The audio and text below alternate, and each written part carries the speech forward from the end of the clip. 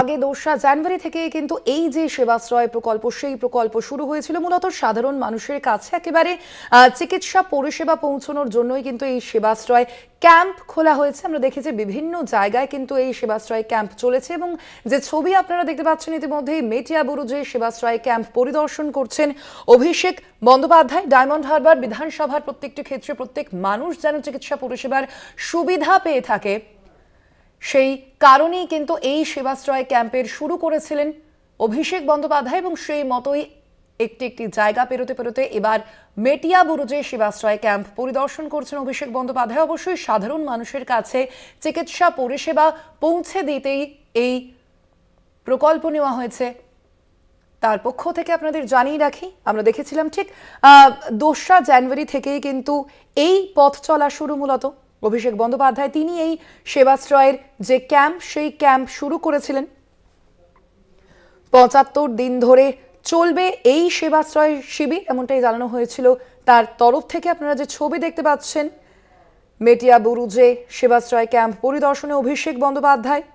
৩০০রও বেশি স্বাস্থ্য শিবিরের আয়োজন করা হবে বলেও জানানো হয়েছিল একই সঙ্গে। এবং শুধুমাত্র তাই নয়, এই এক মাসেই মূলত ৫.৫ লক্ষেরও বেশি মানুষ পরিষেবা পেয়েছেন এই সেবাশ্রয় শিবির থেকে।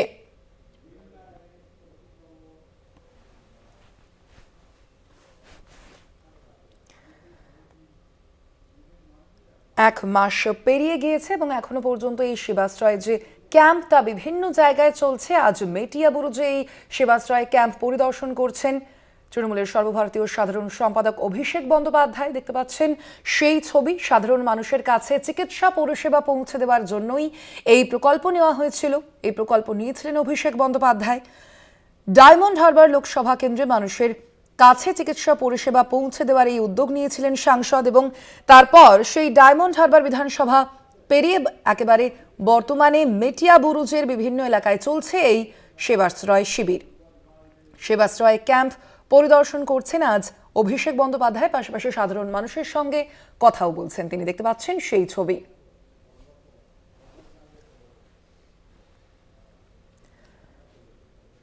এক মাস ধরে ৫.৫ লক্ষেরও বেশি মানুষ এই সেবাশ্রয় শিবির থেকে পরিষেবা পেয়েছেন এবং বর্তমানে মেটিয়াবুরুজে এই সেবাশ্রয় ক্যাম্প পরিদর্শন করছেন অভিষেক বন্দ্যোপাধ্যায়। সেখানেই চলছে এই সেবাশ্রয় শিবির।